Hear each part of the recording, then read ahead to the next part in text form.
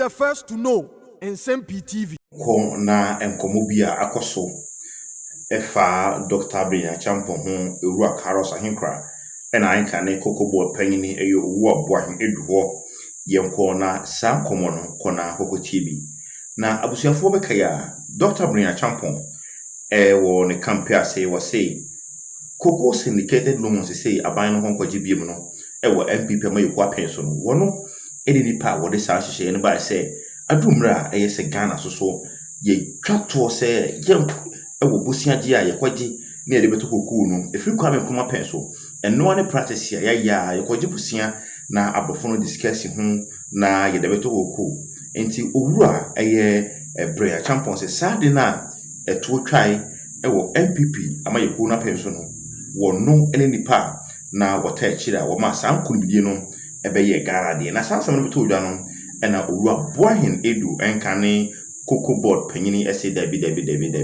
Dr Bryan Acheampong sasem no na sanhyehyɛ na ebeto opon so no na woni ho no ndie bia just say na wo ye agric minister na ehon hyehyɛ ne ho akwaneaba ne ho enkomodie ne bibia no Dr Bryan Acheampong just say wo no wa ma ma ye hwe ewom na wo no na wo ye minister keke ena bibia kwa chiri bia na say bibia twa eba bibi wo na say na sansama owura Boahen Aidoo wo de betu dwa na wo ka che Dr Bryan Acheampong say sansam no woni ho hwe no ena enam so ama owura Carlos Ahenkorah enkane mra sebedwani de matema west wo de ababetu dwa say sansam na former Cocoa board panyini owura Boahen Aidoo ade betu dwa say Dr Bryan Acheampong eni samsam no ho maate no 7 preduasa owura no obunu pa na wankasa yi na abusuya yonko na enkoma owura Carlos Ahenkorah wotwetwe efa sansam wi hono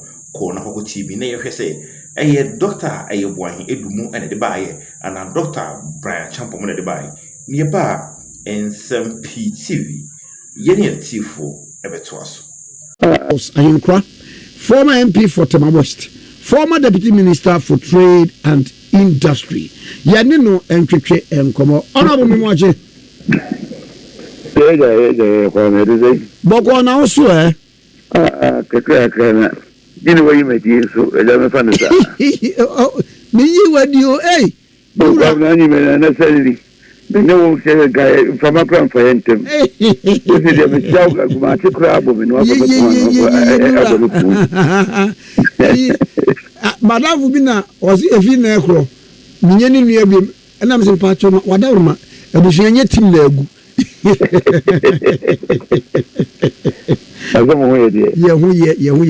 ye maba wo nchen a me famfiri sei na anwa enrampo ene orimianfo Boahen Aidoo twetwe nkomo ewo ha na ono ne nkomodie mu no se enkane ne sector minister honorable Dr Bryan Acheampong akoka se sa yenye syndicated loan eno no ingenuity the novelty idea or the buy na ode ba no kra na onyintu but here certain quarters if you honorable Bryan say bibia ye policy government policy bia no would be called cabinet na cabinet mum ayedai agiatu ansa na motimi arane enti the work is neither here nor there no nchimu ashew akoba hu enkomo ipa minim se wono why deputy minister for trade and industry pen na sa nyema na munimu pa na enkomo eti sei ayo kwame wencha no fenomentia etifo nyina madofo ni MPP fo ane makomo bubu yenso nyame adum ne ekoso Ghana ane the beto for crunch munti ya register as at the back me printing na nyame ene hene kwame ya bibri say ne ekoso no ekoso especially around this political era and as a period that obi a try say odna na mo be sisi se nka ya party na ebi esiki higher political office ebi ehwese ne ekoba na Ghana for alusu hope we between a rebuild hope na so we nyina ntwe ko kuchina akunyanim na ye nkonkoye flabbers but we bring that kudu eturusia say obese odi party anymore ye encourage no kwame ye boano ana say ye ta asem papa e de fuano so na okoye say bia political affiliation ana say wo baby awugenti no obeka ensem de agu obako fia for me I think say entry anyone Idra Boahen Aidoo madam for and I have a lot of respect for him but Andrew now the fire me the way he bar out no I least expect him ne pushing no many a man about on tibeka some say am fakra so the okani no kura the forum na here edify no I think say it leaves much to be desired the never can one me ra hope wapa na ma je se bia ka binya ya ka so na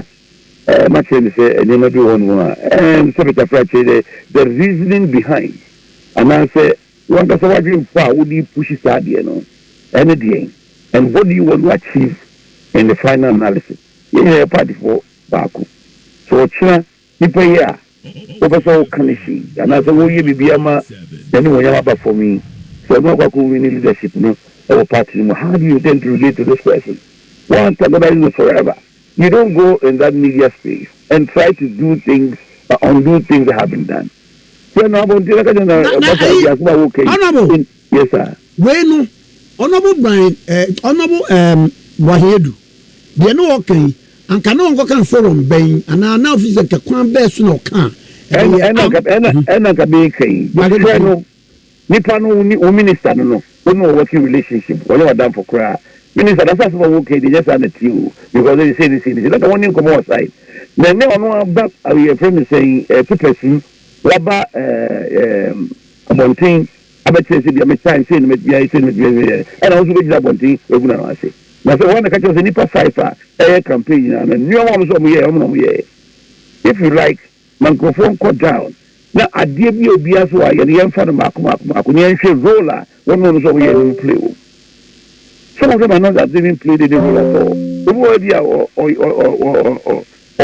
inaugurate at the end of na babeda media babeda so and when it comes to policy development it starts from a point and it ends at one point it would tear so anybody can hear no they are yet which one but you don't go about singling one person say also I see na me you don't do that in public na Japan so I know on one day nearby me so I mean on and I say Japan friend say education minister and they say for quick I say PSH is on the ban I don't know and so you know because he was on the sector minister then so in the end you may be say what to could you cry in America what for to come in such a way and go for say I saw me and I saw okay no question your name say the figure on the quiet but you don't come out and vilify the place I mean I'm not a harm but my main cause of any issue so me my member of Cocoa Board from 2017 now hope of security I was 20 you don't come out and say some of these things but for information start selling on the phone saying syndication here they are doing and then at time 2017 could start here I can say every Ghanaian government everybody sees it will be able to say a issue will be able to say a problem say why would do a product over so and so we have a catch of the corner for Copenhagen to number 2 could train the Bakroka never graduate interest ACC that will put this is ACC that about for the buoy a great year I will say a crime be as your cocoa the minimal returns on the normal homogeny. There's so many sectors in this cocoa sector of the ACCA as the Academy. And the side you put here and the best you tell on spot that I say you're trying your cocoa in your first cabin. And starting coming Chroma time. One Nsem-Pii, who do you enter Kwame Kuresi Cyrus no tema? Very good. or see silos no in order to store their cocoa and ask you to bring your money and come and buy. But we have been able to every side year I come on saying, but I want to cocoa. Let me put in some media, cocoa near media. And I'm going to cocoa, but what you say, Wumia, and I thought cocoa. Now we have some money and interest, a clever chairman, what interest, when I was have to cocoa. And the other messy side of the number of cocoa no good. 120,000 metric tons, that's a new 60,000 or 70,000 about. Was 120,000 metric tons, a friend saying, silence or CPC. With intention, say, on the cocoa be good. Let's say, I finish so, let's all see car. But never to be. That was when this intention started. And the only people could be, and I can say, media, the next, when say, and I'll say. However, they started coming Nkrumah time. I can tell you the NDC time the plan was there if you look at some documents that you have. People have this thing in their mind. But how to implement it or how to put the policy forward was the bold initiative we're looking for. So, and the from 2017, Aqua 18, 19, 20, 21, 22, 23. Then we are that bold initiative started coming Nkrumah time. I'm out. Minister Bia knew what to be a pussy side initiative. I had you from that time.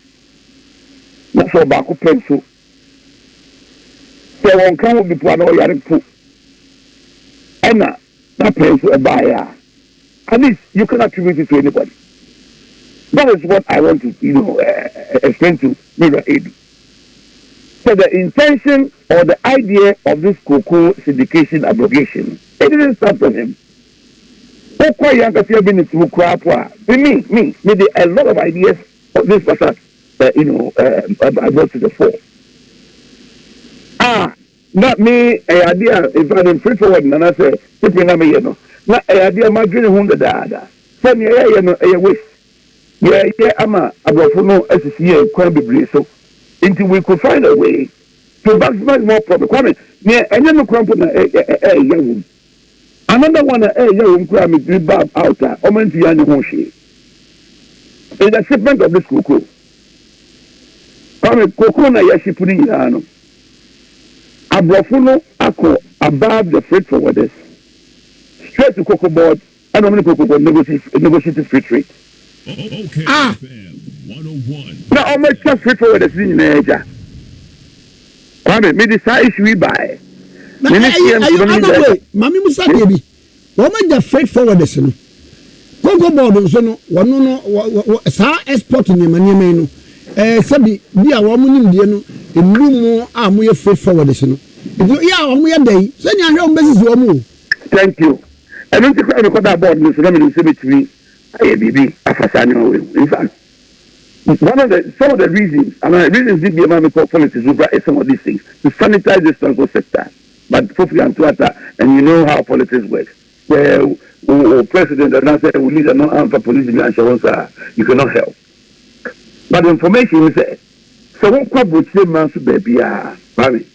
That's what person ship on your about Nkrumah Ghana. There's no way you can go to a shipping line and say shipping line and container and present Ghana. It is not possible. You certainly have to work through a freight forwarder.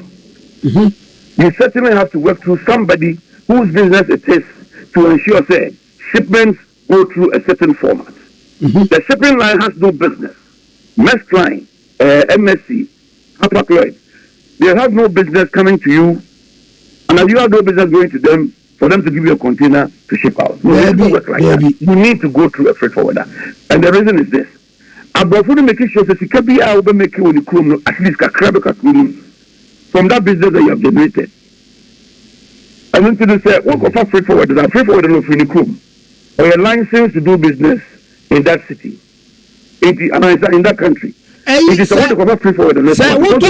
What car crowd butcher? What are you? Who's a woman your cash? Who could your car with a bank company account? We are now woman shipping line be a freight forwarder be. Say, J. Women a baby fat. Women a baby fat. Thank you. Yanka shipping line. We have to say, and I say, Adase Hapa Kledu. Wokura wouldn't be Mbabe Fanuan say. And woman, Tiaka, Ubiaka. Then what you are not time of you. Thank you. In the emancipation line is not respected, straightforward is not power because they are the basic generators of their business. Over Ghana, Afibubiano, Ghana Shippers Council, Omudi Kokobot Wenim, Echo Koko, a friend saying, price, a friend saying, meeting. Omutu baby Baku, no Makakusha, which said that you. No Makakusha, I think, okay, 20% container, you bet you $500. Takatania boy is a miracle. Some use of freight forwarders, Ghana Hanua, Mr. Gobet Bian, $300. I'm a second be a cafe forward and bottom, I'm a piano tax am buying. Now, what pay $500? I will be into your delivery with them. Now, of course, if I say I produce 650,000 metric tons, now for the 150 cry, a friend saying, like crop, now 500 near 500 no. Buy 50,000 to 100,000 per and never call on FOB. Nyaka see never another CIF, which means the freight and the ship would have to be determined by the local shipper here in Ghana before it leaves. It is if reporter know what mono and they determine the pakro best one man kwa or no betia freight or betia. It happens everywhere. It's no be a go mess like Canada. Near post your post number Ghana say no may transfer. Obey your freight forward to ship these things out to Ghana. If you are in Ghana, you are my own coin. Now you cook on a major product, no? And then you travel, Emma, shipping line for the determined human being. Yakobo and someone nearby. People are shipping goods to China today, as I speak to you, at $250. Because Chinese money here containers no, and it's going out empty. It will have ways and means to build this router and my maximum returns on the freight away. And you're not being a quality. Because they don't understand. So, when your minister be now about now say, Sansa be a WC, ya can't check. A better nako, who be out the Ajiaba, or say they had a prince, I'm in Prince, ya being as a medical cabinet, and your financing is a medical cabinet. And yet, your friend is saying, sanitation is a local cabinet. And you will sector minister, which is a Greek minister. No, and they call no color say, we interest woman, or push. So, of course, not say, Daddy and Niji Huna, or become a year. Our principal is pushing her, or what I said. But he was able to do everything under his power to bring this thing that is about more than 60 years old to fruition. Honorable, it's not just Honorable Dr. Bryan Acheampong. Said the Aussie Kings one pressure and can want to be pushy and my cabinet into because a cabinet decision. That is what I want to say. So we management class then now the policy, but that's why they are back. That's the minister doesn't buy into it. Or the couple cabinet, also on the cabinet, and a cabinet was on the bar, or the tribunal said. Because he doesn't believe in it, and that's what they call. But what for the chief, agriculture president of the chief of Abla. No, the qua. Yes, your own pen. What I will when was here by a canoe. Son, a friend is saying, a year bar, a canoe. For me, I don't see why this argument is even going on in the first place. It doesn't make sense. It doesn't make sense. It's and yes, we person of tarnishing the political career, and as of bringing it down, as far as the position of is concerned. Anything to do with what happened yesterday, no, for me, it's a calculated failure. Somebody is trying to, support his candidate and using Machiavellian statistics to bring Rab right now. Don't forget, we need a future for this party. Even if Brian is not able to make it, a calculated attempt. What can we say? Some way, I saw a big job at Bejamuka. Mareba Kumba. Sajan no cry, I saw a Bejamuka. Well, even if Mr. Brian doesn't make it, which I doubt that he will make it up. I tell you that he stands to be the future of this party. What better you make your own? There's no doubt. Then, what's up for her? No, what's up for her? As far as the way we near Yamwa.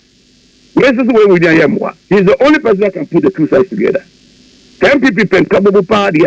You need a neutral person who can put this party together. And that is what I believe in. Because it happened last time. Baumia winning here. I name Prof. Walker say, Ken, and some can end this body campaign. Ken, and a campaign, Jano, Ken, and a scene. It is coming to us. So what platform Bishop? No one and to qua. And someone, Baumia for too money, not Ken for too money. Opening, it will tell the MPP, your baby call back a check. And he said, you're not obi, not going to be a meeting who is you. Make them feel free. Now, what was our baby? What was the 2 groups see at the party, the Buffalo Nazo, one party, in your town, or you know, rather bombing anymore.